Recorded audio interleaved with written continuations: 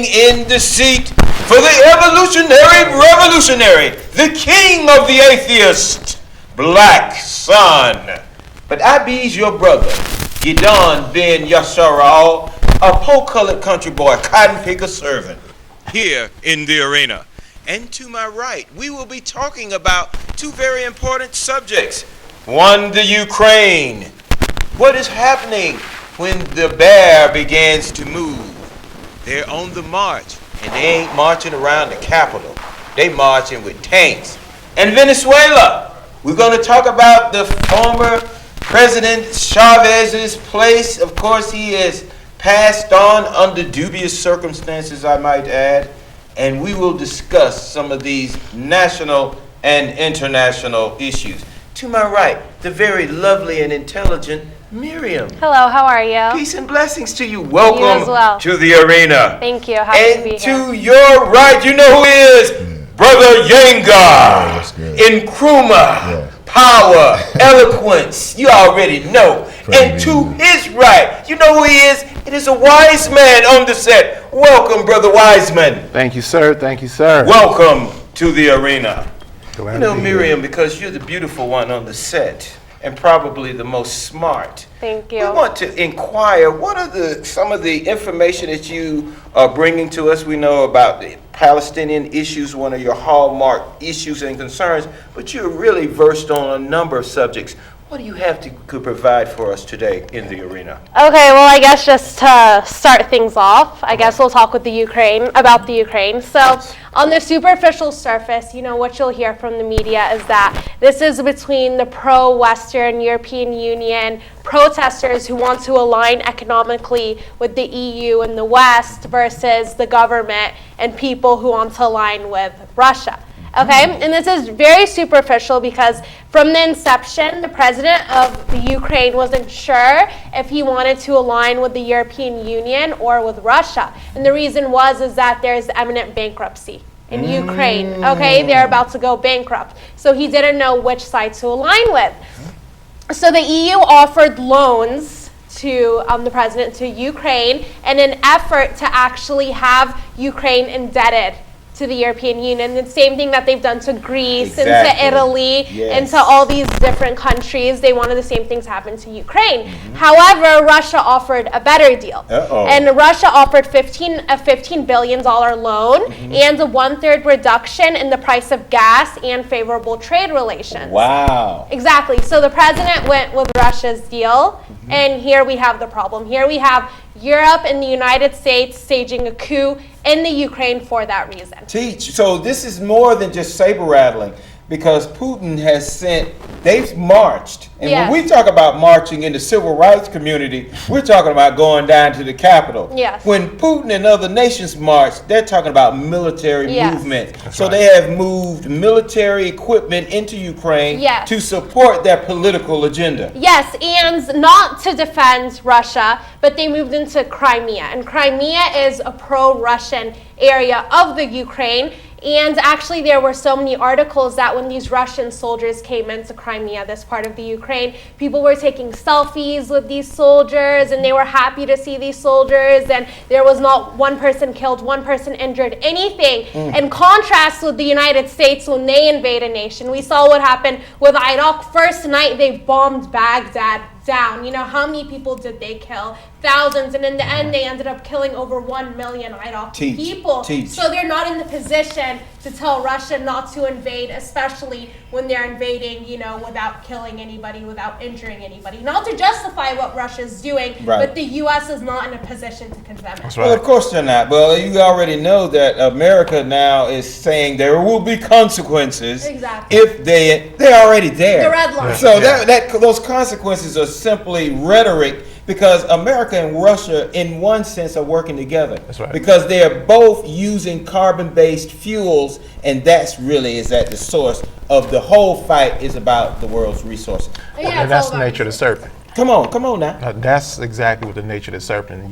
You know, United States, every time they get in a different type of way of going into an invasive country, the history of the United States of what they have done to other countries, they keep this same type of profile of what they're doing, so they don't know the thing of doing right. Exactly. They're not going to experience right. It's all about resources. What can I do? What can I put my foot to your neck to take over your resources and put you in debt? You know, when sometimes we really have to go back behind, and not like we have our president and all the presidents before that.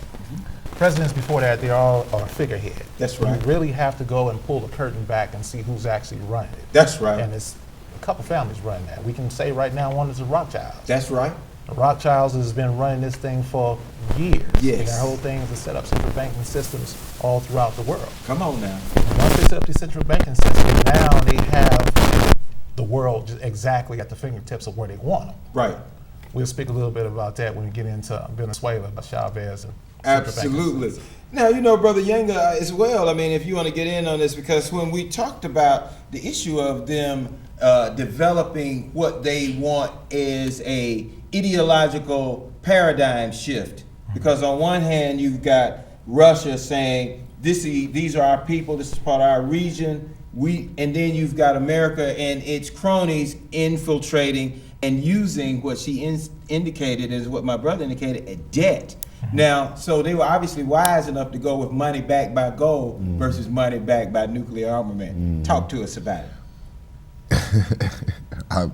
I'm at a loss for words. I'm really sitting here just digging the whole thing and listening in, and when it hits me, I'll definitely jump in, but I'm not gonna, fumble for it. I think that everybody's covering it really adequately. Absolutely. So, yeah. Okay. Well, then let's go move on to the next subject. What else do you have for us? Or do you have any other comments in reference to the issue? Well, yeah, of Ukraine? in reference to Ukraine, I think a lot of people are seeing this as it's going to be like new World War III, East versus the West, communism versus capitalism. But it's important to remember that Putin and the Russian government are very capitalistic. Yes. They have nobody's, they don't care about the people of Ukraine. They don't care about the people of Syria. Russia is responsible for massacring the Syrian people. That's not something to forget.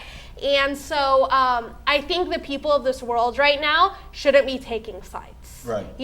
Shouldn't be saying, they can say, I'm against what the U.S. is doing. Of course I'm against what the U.S. is doing. But that doesn't mean to take Russia's side. Because Russia is also aiming to exploit resources and expand its sphere of influence. It's an imperialistic capitalist nation. It's not the Soviet Union. This is capitalist Russia. And it aims to have the same influence that the United States does. I mean, that is such a profound observation, because again, you're dealing with the parasitic concept of how they extract the resources from the planet. And they're both using carbon-based fuels, so at the end of the day, they both have the same modus operandi in their desire to control the Earth's resources.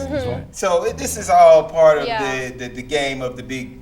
So in Venezuela, that's a different talk topic. to us, because we know President Chavez was loved by the people because he began to give a number of the resources back to the people where they were paying like a dime per gallon of gas. And then people own in the industry. So talk to us, what's going on in Venezuela at this time? Well, I think in contrast with the Russian issue, in Venezuela, there is a side to be taken, that the Hugo Chavez Maduro government is standing up for the people. And actually, I think something like to get into is that a lot of the times in the United States, when they speak against, the Venezuelan government, they say, look at all the shortages. These people don't have toilet paper, and they don't have medicine, and they don't have all these things. So actually what I found was really interesting is that the wealthy in Venezuela, these right-wingers, these pro-United States elite, they hoard goods and cause these essential shortages, which causes an increase in prices and inflation, and so the government is blamed. Hugo Chavez was blamed, and now Maduro is blamed. So that's why many people, although the majority do support the socialist government, you do have people that are against it, and it's because they're being fed, propaganda like this. They go into the stores and they're like, oh, this government isn't that great. I can't even buy my kid something essential, but it's because they want the people to think this way. They wanted the Venezuelan government to be blamed. Well, in our communities, we have almost the opposite of that, because in our communities in the impoverished areas there, our children don't have access to good quality foods, where the system has actually created vast areas of impoverishment because we don't have grocery stores that service and give our children quality foods. When we look at our community, and you know that Piggly Wiggly was one of the stories that was in the news that was selling food that was really almost out of date. I mean, they had flies and everything, but this has been the normal standard. When she's talking about a country like Venezuela using these resources one way, how would we relate that to our community in building the self-sufficiency that we need for our food resources? Want to take that? Go ahead, bro. Well, the way I see it, in America, in the inner cities, and the haves and the have-nots, they're pretty much the haves, location-wise, they got the best of stores. Exactly. The best of foods. Exactly.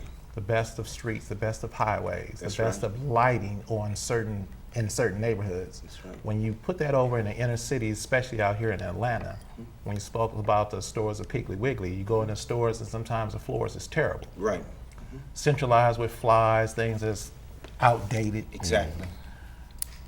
When you can control where, you always got to go back to where you're sending your resources to, regardless if your resources is good or regardless if your resources is bad. Who controls where it goes? Exactly. So if you know the food is outdated, who is the one that pushes the food and says, listen, and who's the one who's over on the other end accepting it to come in to their stores to be sold for the masses of the people? Who is in position to kill these people in these certain areas? When you look at the inner city neighborhoods, you might see fast food restaurants with, you know, high greasy foods and things of that nature, Exactly. clogging up your heart arteries and things of that nature. But when you go into other neighborhoods that's more affluently, you will see better foods. You will see Absolutely. the whole foods. You Exactly. will see things of vegetarian type of things instead. I don't think nowhere in College Park, Georgia, that you will see on Old National anything about vegetarian. You will see nothing but hamburgers and fried chicken. But I think that who makes up I think one of the things that when we say to people, when we say affluent, first of all, we have to understand classism. Classism does exist here in the United States. Absolutely. But what classism was founded off of was the racist card. It's Exactly. racism. So when we talk about these particular areas, one of the things that I noticed when we talk about the struggles, we'll talk about the people's identity and nationality. Like what you said about Russia, you know, it's hard for us to be pro-Russian, especially coming from an Islamic standpoint with the war of Syria. We look at Afghanistan. definitely I was going to say Afghanistan, but it was another place that was succeeding from Russia. Oh, Chechnya. Chechnya. Yeah, right. of course, So, Chechnya. coming from an Islamic perspective, so it's hard to be pro-Russian when you see people persecuted for their religious beliefs. But one of the things here that we have to look at is nationalism. When we look at the reasons that a lot of these places that we have the poor quality of food and the fast food places in our neighborhoods is because of our constant trying to we buy into a class. First of all, we buy into this classist system. Exactly. We believe that when we get a certain amount of influence or a certain amount of money, that we leave our ethnicity, that we are no longer black people. You know what I'm saying? And that will never happen. That's right. They have what they call white flight. As soon as we move into, enough of us move into their neighborhoods, they're gonna move out of their neighborhoods. And then you'll have the same McDonald's and the same liquor stores and the same people targeting us. So I think that we have to take, when we look on an international scale, we have to take, the first thing we have to take from every struggle, from our brothers and sisters and from our Palestinian brothers and sisters, our Palestinian brothers and sisters, and every other national struggle, the Iraqi, everywhere, is that it is based on an identity thing. Exactly. You know what I'm saying? The land belonging to them as a people and an identity thing. Yes. So until we address it at that issue, everything will always be lending and contributing and fighting for other people's causes and aiding in other people's causes. And when we come back home, we'll still be at the bottom of the rung. We'll still be exploited and taken advantage of. Well, I wanted to ask you, because the history of the Black Panther movement was feeding the children. Absolutely. They had programs, and this was, as we began to become self-sustaining, that really made us a much worse of an enemy according to the system. When we look at that, is the new Black Panther Party doing anything in the way of trying to feeding programs or trying to recirculate some of this food that's being thrown away? I think one of the things, and me being a part of the chairman of the People's New Black Panther Party, is really going back to history. You look at it, and it ties us into the Chavez. When you look at Huey, the difference between the new Black Panther Party now and the Black Panther Party of Huey development is a lot of them, they were Marxist socialists. Okay, that's right. Okay. You see, and the new Black Panther Party, they say they're black nationalists, but a lot of them are black supremacists. Okay, exactly. You know what I'm saying? And there's a very big difference.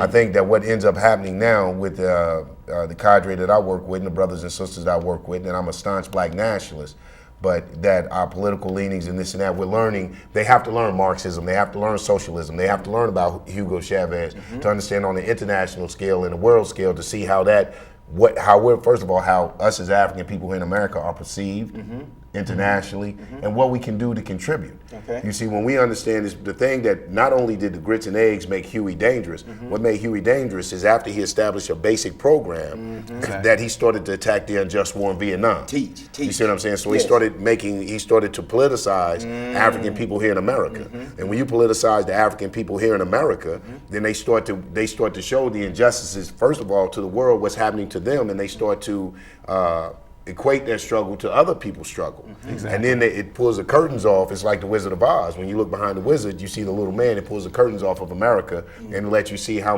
much their hands are into a lot of the disruptions and coup d'etats and things that's going on in the world. That's right. And then we raise a voice. And a lot of times why we have to be careful is because by us being in their backyard, you know what I'm saying, by us being right here, by us being children and products of America, which, you know, there's no denying that it hurts a little bit more. You know, our brothers and sisters over here from other places, they can say, oh, just like what was it during when they had the concentration camps for the second and third generation Japanese Americans. Right. I mean, you had people that were Right born here in over America. here, right here, you know what I'm saying, their grandparents came over, Exactly. so they're second, third generation, and they were put in concentration camps. Absolutely. So it's easy to hit us with the propaganda, tell us our brothers and sisters who were born over here, raised over here, have a stake in this thing. right. They're insurgents, they're tied That's to right. this, they're tied to that. But the black man here in America, the black man and woman here in America don't know how much power they have by being a product of this place and saying that not only is it unjust to what you're doing to us, but it's unjust to what you're doing to the world in the name of imperialism. You know, now, Miriam, when we look at the Venezuelan model and looking at the Palestinian issue, are there any parallels that we can utilize and see where the Palestinian people could utilize some of the Venezuelan techniques as far as to uplift their people in the plight that you... Well, I think Hugo Chavez was a huge supporter of the Palestinian people. In fact, there was a man, his name was Carlos the Jackal. He was Venezuelan, and he carried out many operations in the name of Palestine, and he works with the PFLP, and that's the Marxist-Leninist Palestinian offshoot of the PLO. And Hugo Chavez called him a hero, even though now he's in France. He has life imprisonment.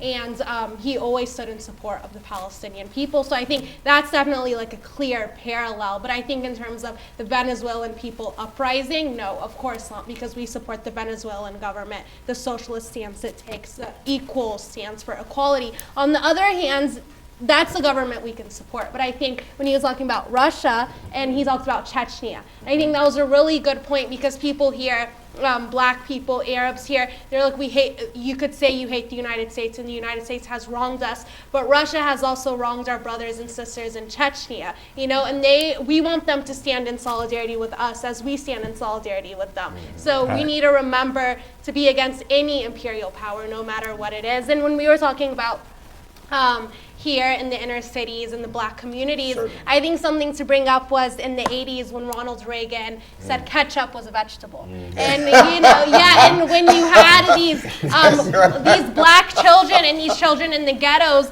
in which ketchup was, you know, the good nutrition that they were getting. Exactly, but it's not a vegetable, you know, whereas like more affluent children, more elite children, middle class children, they can go home and eat a real tomato. It's children in these ghettos that can't eat a tomato. They have to rely on a school lunch, and they're not getting the nutrition that they need. Now, what I remember Reagan doing was coming to the Atlanta Black Caucus and telling them to try the free enterprise system. I mean, here you have, we're entrepreneurs par excellence. Yeah. That's how we were able to survive. But because we had been disenfranchised and they created government programs to take the man out of the house in our communities, then President Reagan comes back and tell us, well, you need to try the free enterprise system. That's right. Yeah. Like the government had our hands are clean in keeping you now as one of the most unemployable people on the planet. Yeah. That's right. When we look at this issue, talk to us. You know, Come on. when we were speaking about the Black Panthers, I actually grew up in Oakland, California, so I actually stayed 3 blocks away from Huey Newton. Look And out. so my brothers was in the Black Panthers. And so the thing that they would always teach, you know, the word power to the people, that is so deep because even with over in Venezuela and even over in Ukraine and anywhere in America, I know Huey used to always say, listen, the power is in the people. Don't never pay any attention to the information that they say about you. You create your own information and watch they come to your door.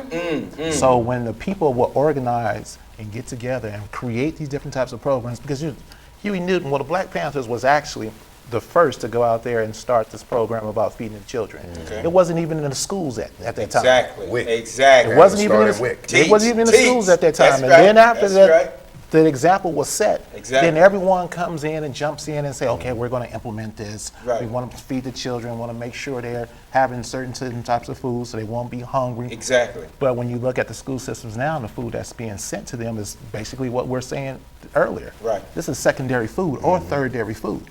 You know, this stuff is high in sodium, high in sodium nitrate, high in sodium potassium. All this type of stuff is killing the children while they're sitting there in class and trying to get education. You're thinking like it's very nourishing. So they had someone to speak about the food and someone to speak about the food, and it was a scientist. And really that got me. She was a scientist and she was speaking about the food in the public school systems. She said, well, they do serve healthy food, pineapples and pizza. Come on. You see what I'm saying? But see, that's how, when you are in power and you're in position and how you look at the less fortunate when you got your foot to the neck, you can say things like that. Because you're so disconnected. Let me just say this. This is a live program. It is a program for you and about you, national, internationally, and spiritually. 770-559-2999. Let me say this. We have to say there was a ploy. One of the things that I do want to address is that we have to understand that the system, that the government has never willfully aided and assist us in anything. Never willfully. Thank you. So when they implemented the free breakfast program, when they started the test for sickle cell anemia that specifically affected Africans here in America, it was to undermine and to destabilize the Black Panther Party. You know, we can't financially, we couldn't compete with the government. You see what I'm saying? So for our little grits and this and that, so that's why when you looked at, for the little grits and eggs we're putting out, it wasn't enough to compare against the tons of resources they was throwing at that. And once they destabilized our programs, they changed the laws about us being able to carry guns, or certain people to carry guns, and then they attacked us, attacked the Black Panthers physically. You see, and then they used the courts, they tied a lot of our resources up with keeping a lot of our leaders in the court systems and had us fighting litigations and going through this judicial bull stuff. You see, so this was the whole undermining. Now, when you say litigation, I don't want to forget this, and I want you to comment, because you know the black farmers are still, they won that case and still ain't been paid. That's because they get tied up. When you don't have, one of the things that, you know, and like I said, one of the people that I do study, and I always love having Mariam on the show, is because a lot of the examples I do take from is the Palestinian liberation movement. Their movement for empowerment and reclaiming their land and getting illegal settlers in the illegal state of Israel out of there. One of the things is that always hits me. It said that one of the things that made their movement potent was programs, a simple political understanding, a way to bring a simple political and a moral base. That's right. You see what I'm saying? So basically, what is it? You can't just be, you know, like the television like to paint us, the Black Panthers, and other groups that fight for their liberation and empowerment as these radical militants. You know, they paint you just as the crazy. They always want to, just like now they're sensationalizing Huey. Now every time they show the Black Panthers, they show them with the guns and this and that, and they never show the program. It's the same when we looked at the Palestinian movement. I didn't know that they had hospitals. They had schools. They were feeding the people. You know, so it was a community base. But they always point on the defense mechanism. They never tell you about the political wing. they always tell you about the armed wing, and That's everything right. has a play. The armed wing of any movement is only enacting the political. When you can't see eye to eye politically, the armed wing is just there for defense and deterrent. Well, let me ask Miriam, because when we look at the issue of revolution and really being able to develop a base of organization, women have always been the primary ones to organize. When we talk about the Palestinian movement, when we look at women as a separate entity, are women doing any things in particular? Like, I was reading some history about the American Revolution, and the reason that it was successful with women formed and the boycott that prohibited the products that was coming in from Europe from being purchased.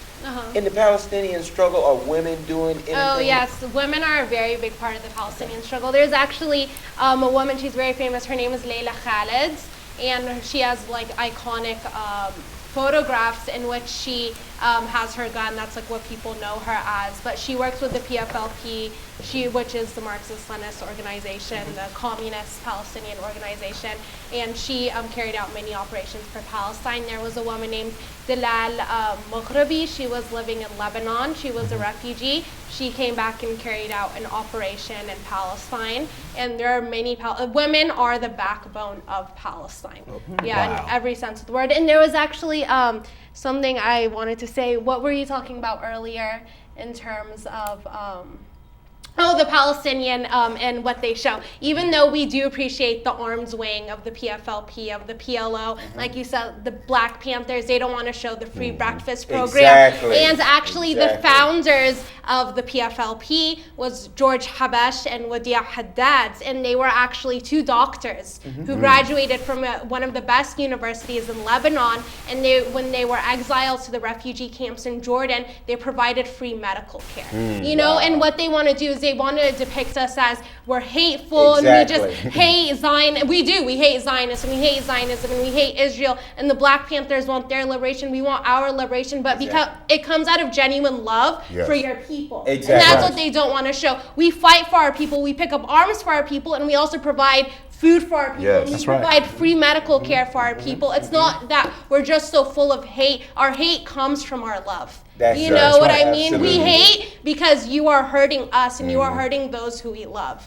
And that's something that they never show. You know what? And that's why I want to see. That's why this political discussion we normally have, I dissent from it being involved in the American government on the off chance that they might change from their wicked ways. This is the most recent issue.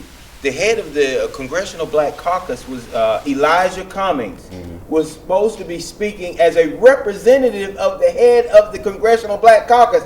And do you know what I guess it was the Speaker of the House or whoever, turned his mic off and then turned his back on it.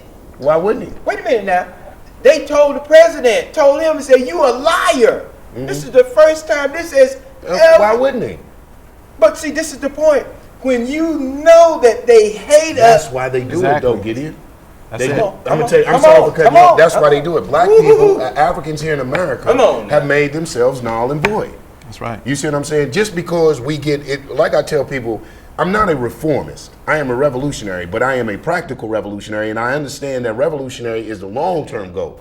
If you don't at least expose the system for being full of hypocrisy and being a joke, then the people will always feel that you're overthrowing. Like, I always quote this, like Ernesto Che Guevara said. He said, wherever there is a democracy or the semblance, the farce of a democracy, armed revolution is not a solution at that time. Because until the people are educated that it is a hoax, it is a farce, the people will feel like that you're taking their choice. If we go in there and storm the White House with guns and get President Obama out of there, the people will feel like, yo, we put him in there. They don't understand that. So political education is paramount.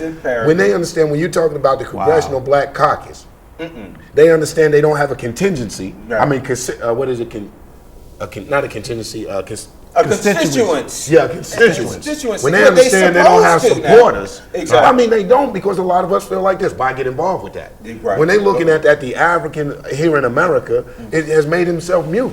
He's made himself defunct. Wait a minute, they in the big house. They in there talking to the white folk. You know why? Because white folks understand, and the government that bees understand, that they can't have an all-white Congress. The world will Exactly. say that's wrong. But wait a minute. You gotta We're find talking some about tokens. basic civility. You have to look, man. It's They all a got facade. it's all a facade. Yeah. Listen, now that our Latin brothers and sisters, our brown brothers and sisters are becoming very influential in America, Right. they have their representatives. At first, you look back, you couldn't find a Latino anywhere. No. You know what I'm saying? Then you got Dora the Explorer on television. Dora. My children speak Spanish. Oh, they got. You know what I'm saying? So They got you their own network. they got in the not the Attorney General. Who is it that is a Hispanic American now? Yeah. I know It's they- actually she's in Obama's camp. Oh, in Right, Obama's right, camp. right. So, She's and I think there's in also a cabinet. male that they have somewhere. Right. That, so you will find that they will handpick so-called representatives of the populace. Okay. But until this is what I simply tell people. Like I said, I'm not a reformist, but I do advocate a strategy.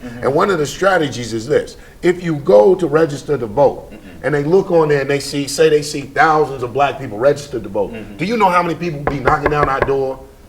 Placating us, First of all, the Democrats they're gonna throw a party because Yeah. they think we're gonna vote blind. Right. They're gonna be, oh man, Ain't that what y'all been but doing? exactly. But when we pull that, when we tell the Democrats, when they come and say, hey, we say no, we're not gonna vote for you. What we'll do, either we get our way or we will withhold these thousands of votes. Come on and because jump it in there, doesn't matter. Wiseman. Come on, you jump know, in there. it's He on the good that roll now. you said that. I was thinking about something I saw earlier during the week of a gentleman named Claude Anderson. I don't know. Right. Yeah. Yes, Yeah. of course. Powernomics. Powernomics. Exactly. So he brought up the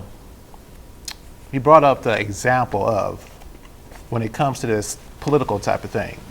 You know, all this marching that black folks has been doing ever since the Exactly. 60s or what have you. I Exactly. mean, they do what they have to do to come in and rob you, and it's like a pimp, to a whore. Exactly. Say what you're gonna say, come in and take from you, promise you the world, and don't give you jack. So that's a pimp. And so that's exactly what a politician would go ahead on and do. But in order to feed a politician, you have to be, if the politician is looking at you as that person is scroungy and don't know, Right. you have to pay the politician like a pimp to get him to do certain things that you Teach. need to do for your community to get certain things done. Exactly. Now, you might not get everything, but you might have to lease him on certain things consistent in your community. Yes. So when we give our power away like this in our vote, Yes. if we don't add something into his pockets because he's in this capitalist type of mentality. Thank you. He's in this A mentality. shark, baby. What have you done for me lately? And if you don't put power in his pockets to get the thing done for your community, we can sit here all day. That's right. Because this is how the United States is ran. Exactly. How they do it. This is how they do it.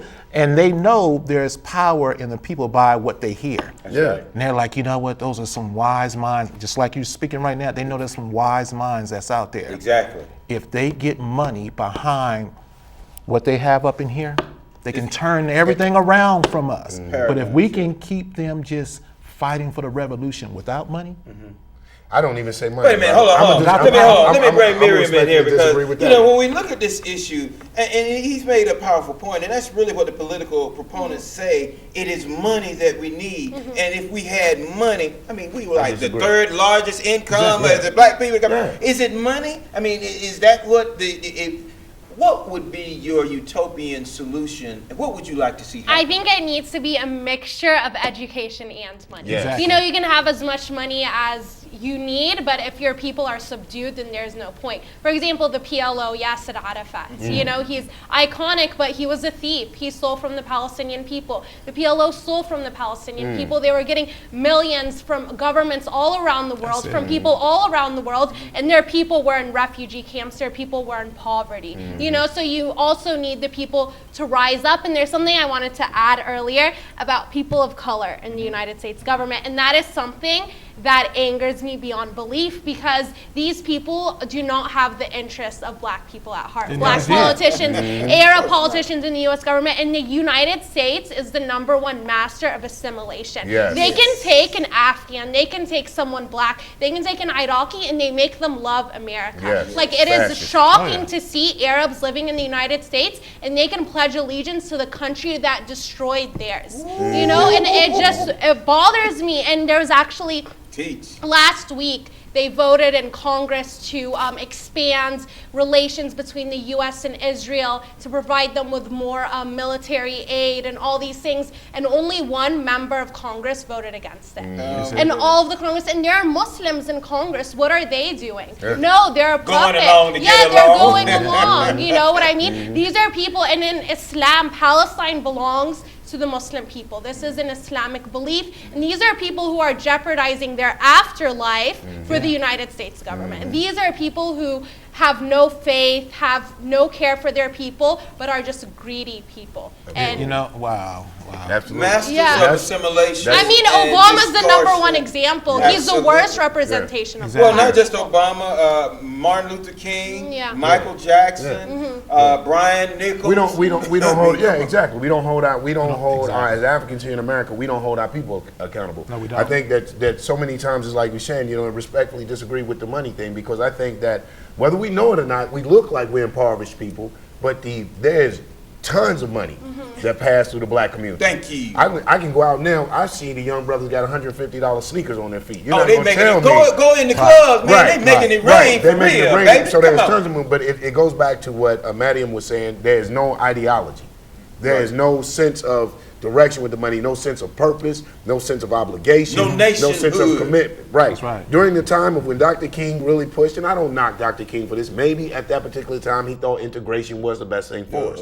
But I don't knock him. I don't knock him for that. Somebody because was getting paid, baby. Yeah, somebody was getting paid. But you know, they say hindsight is 20/20. Yes, sir. It's nothing now to open the book and see where we went wrong. But you know, when you was there, maybe you. So I don't know. I wasn't there. I don't agree with it. Right. But him as a man, I'm not going to attack him personally. Oh, I'll no, attack his no, politics. Yes. One of the things though is now we have to understand, and we have to look around us and see it for what it is. And it's reality. And we have to, as Africans here in America, we have to stop being frightened to say this and stop being scared that people say that we hate another people or things of this nature. When we go to any city, you see Chinatown, go to Cleveland. Come on now. Chinatown. That's right. You see Little Italy. Yeah. Hell, I go to Dearborn, Michigan. It's like going to Arabia. It's like going to, you know, I mean, the signs are in Arabic. Yes, sir. You know, if you don't read Arabic, you're out of luck, Jack. You know what I'm saying? So when you go to these places, but when you go to our hood, you don't see Man, anything. you got Martin Luther King, Broadway. We got that, no, we got it You in got every a street city. in every city. And everybody else has a Yeah, store you're a street, on that man. except for us. The Hindus have a damn store on Martin Luther King. Don't keep it has, real, man. right. So Let's everybody go. has a store but us. True. So what we have to start doing is that we have to start not only getting the money in, but we have to start politicizing and getting back to that nationalist education. We have to start getting our people to understand that sense of obligation. We have to get our people to understand all the way back, not just from the shores of North America, but from Africa, you know, to here in America, slavery, and the sense of obligation that the slaves had to future generations. Exactly. We don't look to future generations. Right. Okay, One of the okay. things that we look present. at when we look at other nationalities and other people, they look towards their future. Exactly. You see what I'm saying? Just like I But read wait a somewhere. minute now. You trying to say we're the most intelligent people on the planet, Yeah. survived Holocaust of slavery and Yeah. everything, Wow. and we don't look to the future? We don't No. look to it because, and I'm gonna be brief in this conclusion because I don't want to just hog the mic. It's because of what you just said. We are stuck on surviving. We in When a the people plantation survive, psychosis. a people can't live.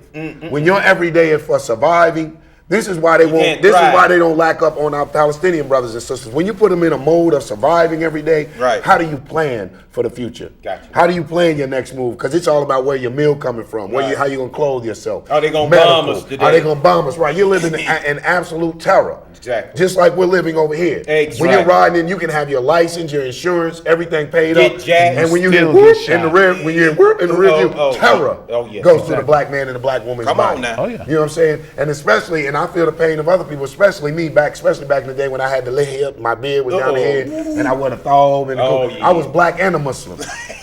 I didn't know if I was gonna make it out of that traffic stop You a alive. menace to Oh, society, my goodness. man. Yeah, because they was already like, as a black man, you have a beef.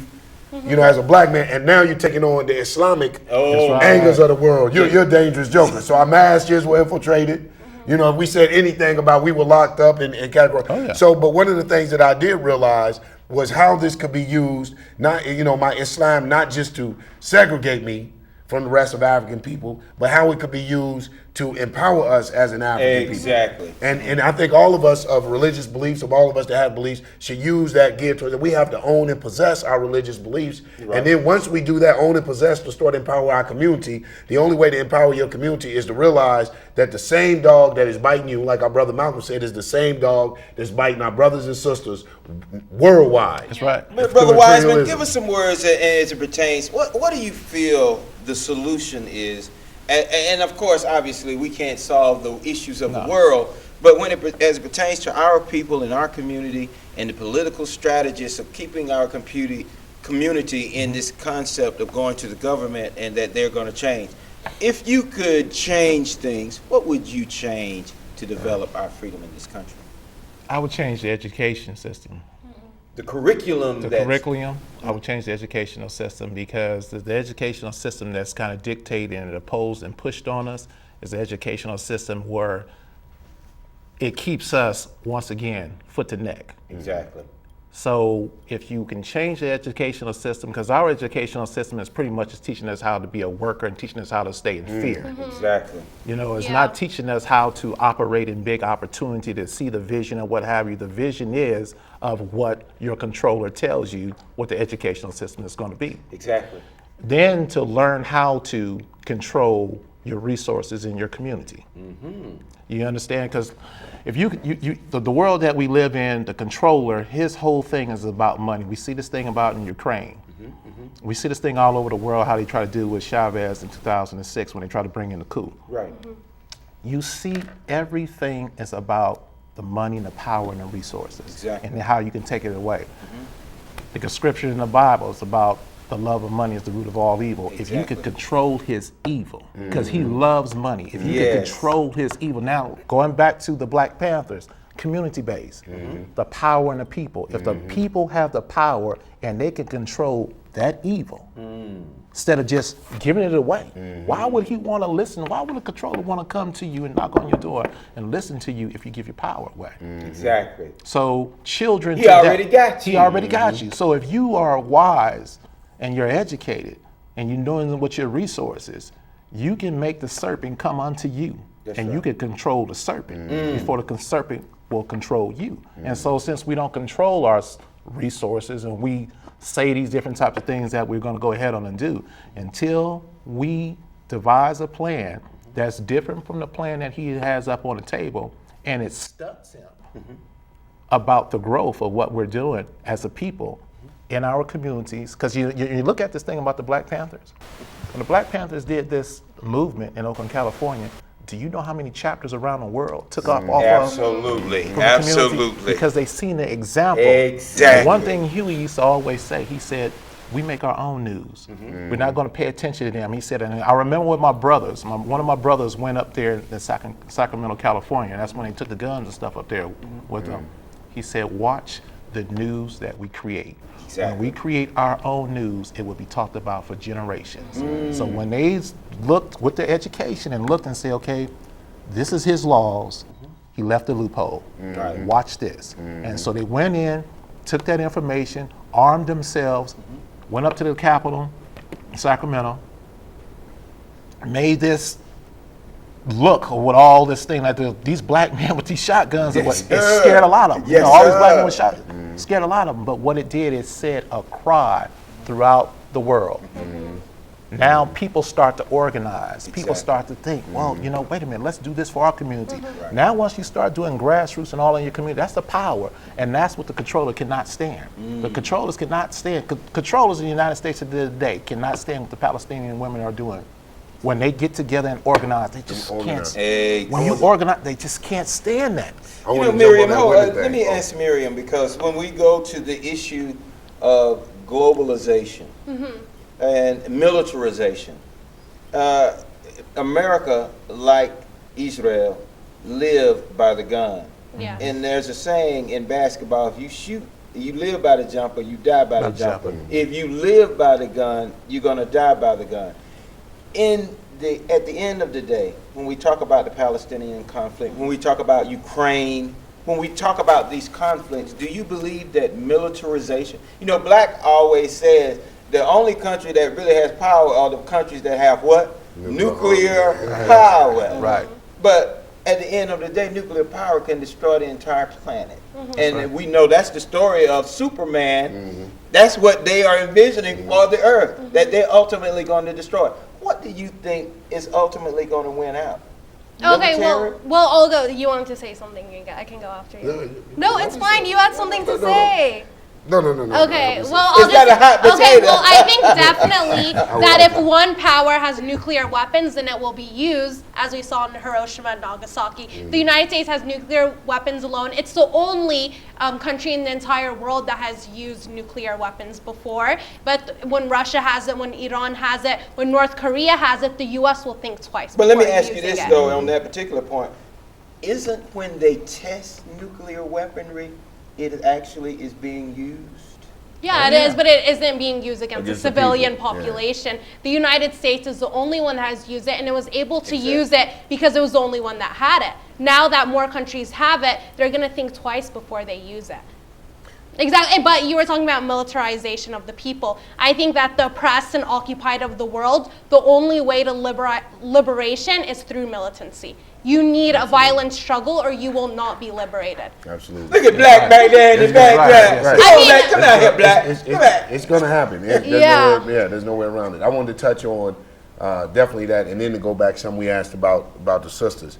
But absolutely right. I think one of the things it's going to take too is, for us in America, one of the things that they kill us with is they saturate us with our desires, man. Oh, yes. yes. They You see what I'm create saying? your We don't, desires. right? We don't. And I go back to always say it's just like we don't even say we're hungry anymore. We say we got a taste for it. I got a taste for a hamburger. Yeah, I got right. a taste for this. So we don't even feed to because we're hungry. But one of the things is, and they keep us so saturated and so just overindulged that we don't even know what's going on worldwide. That's right. Even here in your own communities, in black our own people communities. don't know what's happening. At all. Exactly. So one of the things that the page that I'm taking from a doctor named Franz Fanon during the Algiers Revolution, and Deputy Chair Fred Hampton out of Chicago, when he formed the Rainbow Coalition, he worked with a group that they called the Lumpen Proletarian. The Proletarian was the working class. Exactly. The Lumpen was below the working class. What was this Lumpen? He was the dope dealer, he was the pusher, the prostitute, the gangbanger. Okay. And this is who we address. The dregs of The society. dregs of society. And why? It goes back to Algiers. Who invaded Algiers was the French. The French. The French said in Algiers, we knew we had them when we made their women come out of Kimar. When they made their women Yes, start sir. to come When they outside. That's when they disrobed. said that we knew we had them. Got But 'em. look at the revolution, what happened in it, and they tried to prostitute their women. But look what Yes. started happening to the revolutionary mind. The revolutionary mind adapted, and this is where the lumping came out of. Because these same women that they were trying to prostitute, the same thing they were trying to do, these women were going in officer quarters with grenades, with bombs. Uh-oh. The same people they were going to buy dope dealers. See, this is how they try to divide you. Right. They get your people, they attack your intelligentsia, Exactly. and they treat you, they call us on the street the nigger. Exactly. They treat you like a fool. Exactly. The same police officer will lock up the intelligentsia, go to the college campus and lock up the people that they think have a future, and then turn around and buy drugs from you. Hello. But what did they do in Algiers? They started poisoning the drugs. Exactly. They started when they were going to these so-called lumping, when they were going to the street population formed the revolutionary. He started from the prostitutes to giving them, even if it was just something as a disease. Exactly. You know what I'm Crack saying? cocaine, Crack baby. They were giving it back to them, the very thing that That's they were what they did to targeting us. their community with. Right. They started giving it back to them, using it in the revolution. Why do I say the lumping, and why do I say the masses, and why do they say power lie to the people? Because what the Panthers realized, as far as Africans here in America, they were already living in revolutionary conditions. Yes. Right. We were already running from the police. Right. We were already living in impoverished conditions. Exactly. Our lights were being turned off. That's we didn't right. have water. So the only thing we didn't have was the politicalization. Exactly. We didn't understand what the fight was for. So we take it from the. Well, I think we understood what the fight was for. We didn't understand the rhetoric of the politicians talking to Europeans Right. and trying to get them to understand our plight. Well, I'm gonna tell you why I think that There's something I wanna say Yeah, about and I'm gonna let Medium go. That the regular people didn't understand what the fight was for because we have bought into capitalism. Exactly. You see what I'm saying? So Mama them. our fight became an individual fight. That's right. Our fight didn't come for the community. It didn't become communal. Our fight became so that I can come up. Exactly. So that I can get a car. So that I can feed Exactly. myself. So that I can do. Rugged individualism, sir. Rugged individualism. So it's right. about taking those things and them understanding that I'm doing these things that detriment already. First of all, let's stop killing our communities. Let's stop doing things that are detrimental to our society. But in the process, of that stopping, they started to understand that I have to contribute to the upliftment and to the building. And this is what was attacked. This is even what was attacked with our so-called gang members. Chairman Hoover of what he calls Black Growth and Development, was formerly known as Gangster Disciples, and other so-called gang leaders. That when you start seeing the politicization, you start seeing the attack intensify, and due to lack of political education and due to lack of a true propaganda, a true propaganda machine, we buy into the hype. That's right. Yeah. Oh, and I just wanted to say that you bringing up the Algerian Revolution was amazing, because every revolutionary should learn from that. Revolution is one of the greatest, one of the best organized, and they were able to go against France, which is a really big deal. But there's another thing I wanted to say, that I feel like the biggest problem, especially facing the Black community, is self-hate. And you know, you don't want to be stereotyped, you don't want to be a gangbanger, you don't want to be a gangster, you don't want to be a hoodlum, so you're not going to stand up for yourself. And I think in the Black people, African people living in the United States, they think that the greatest level of success is to be a pawn of the white man. What's the greatest level? To be an executive or a CEO in a capitalistic white-owned business. You know what I mean? Instead of owning your own business. And I mean, even like you look at these basketball players, these NBA players, these football players, who are they married to? They're married to white women. And what is this like? Yeah, that's a problem. That to reach this level of success, you work for the white man, you marry a white woman. You know, you assimilate, and that is a problem here. It's huge. Real deep. This sister here is cayenne pepper, ain't she? Well, I love her. I love what she's saying. I love what she's saying. Where you going, baby? I love what she's saying, because she's speaking the truth. Because you carry with the mindset. Our basketball players and things of that nature, what they do is they feel like they have got to a certain level in life, so they have to have a white woman on their arm to feel this way, to be social class, or they have to have pretty much like a model on their arm. When I had a friend of mine who's a professional basketball player, you probably know about him, Gary Payton. He grew up in the neighborhood, played for the Seattle Supersonics and a few other teams. Gary told me, he said, you know what, I know this, that when us basketball players do what we do, we have the owners and we have the people in their cabinets telling us, this is who you should be with. Exactly. When he said, there's a thing when we get drafted or what have you, and they call us to get drafted by a certain team, they give us the hat. Now we wear on a label of our slave master's hat. That's right. That's right. Come on now. He said, after we finish hugging our moms and our dads and thanking us for helping us get there, and then we say, hey, I want to thank God for helping me get to this thing. I'm living my dream. He said, who's the next person? The next person to go is a white man putting his arms around them, because it's all about payday. Wait a minute now. When you do the NBA draft, it ain't the mom and daddy they hug first. They run to that white man. It comes to that because we're still stuck in a plantation psychosis. That's right. That's right. We're still stuck. We have not got up out that psychosis. So when our controller tends to control the information, you see the controller as being a success. You can't think about success up in here and taking up here and forming your own success. You look at your controller's success, and that becomes the thing that you strive for. Absolutely. And in striving for something, you're going to miss in between. Yeah. But you know now, Miriam now is not I mean, we got sisters out there like that. Yeah. We got sisters that understand. I mean, to hear you say it, for me, I mean, I'm all swole up like I've been popping iron. Yeah. I mean, you know, but you got sisters, I know sisters that know, that believe who we are as a people, know about our biblical roots, our culture, whether it's Islam. You have to have something, a nationalist feel. It's a spirit that will make you want to support your people. I mean, and what you were saying is correct. I mean, you actually have really eloquently illustrated the points of how we perceive it is a profile. Yeah. How we have been profiled and how we've been indoctrinated to incorporate their goals and that what they have projected on us as which is success. Yeah. It's heaven. It's heaven. Let me jump in real quick. It's the savior mentality. It first starts is when you step in that church and you got a white savior. Come on now. Exactly. Yeah. Timothy McDonald. When you got a white, oh, I didn't say his name. It steps in the church when you have a white savior who will come and forgive you all your sins. He's died for you. He's done everything for you. Your little black self. Come on. He brought you out of the jungles of Africa. And he civilized you. Made you civilized. He civilized your you black ought self. to thank this so man. That's your white savior.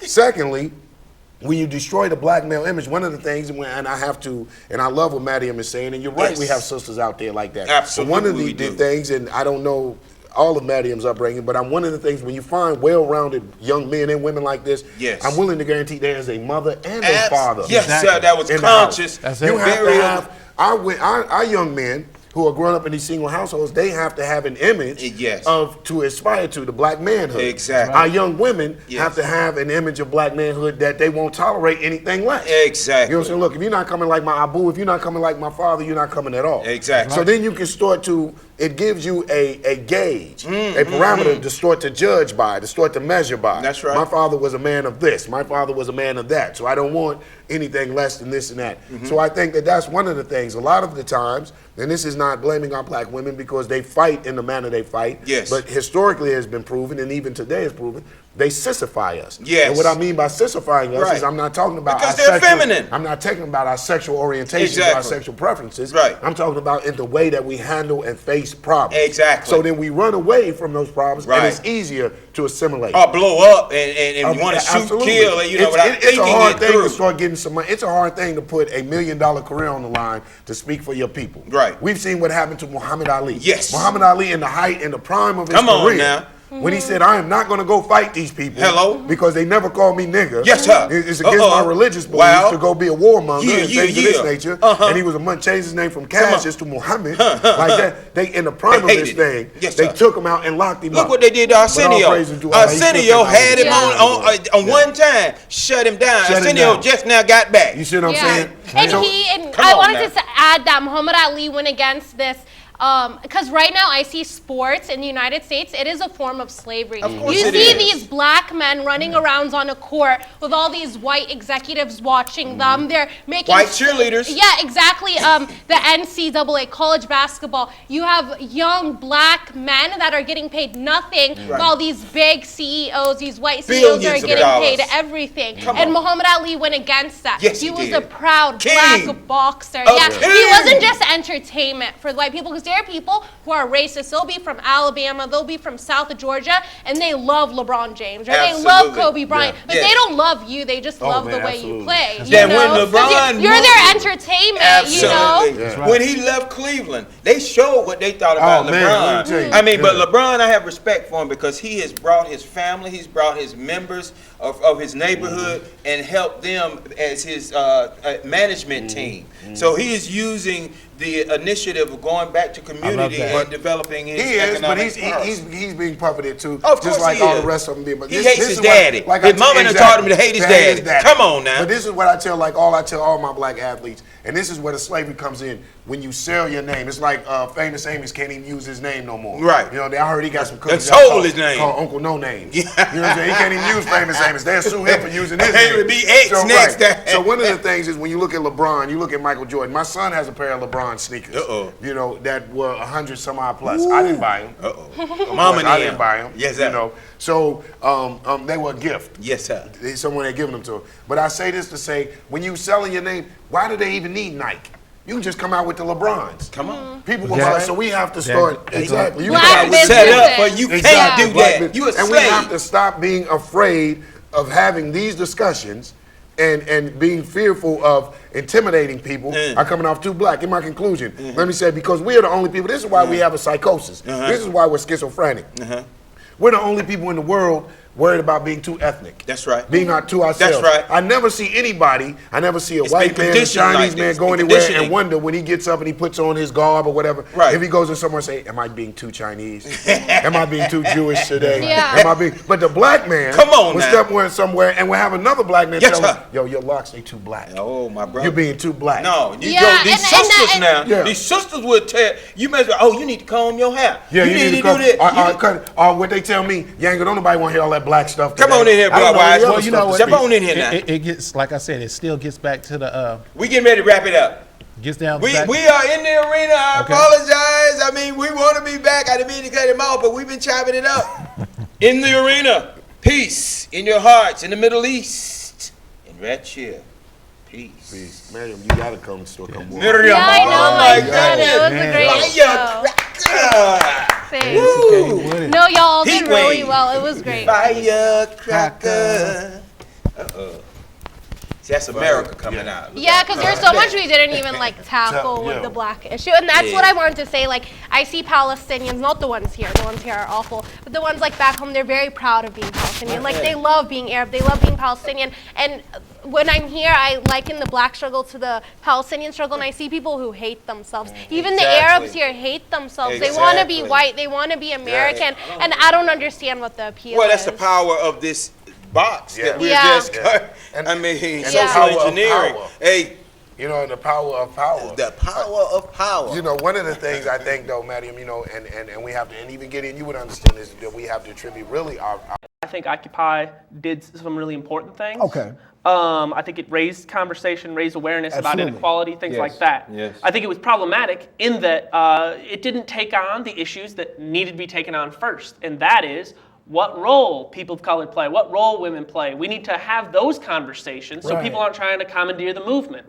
And when you have, and I know a lot of situations where there were affluent white men like myself that were, trying to take charge. No, the most important issue is corruption. So we need to make corruption the issue. We all need to come together on that. Well, if you're not willing to hear other people and how their voices are being silenced within the movement, then you're right. Then we're not going to get anything done. So I think what is necessary is some real revolutionary dialogue. I mean, people need to be ready to have a conversation where you might get hurt. I mean, somebody might accuse me of some things, and I got to be ready to hear them and why they're saying what they're saying. If they're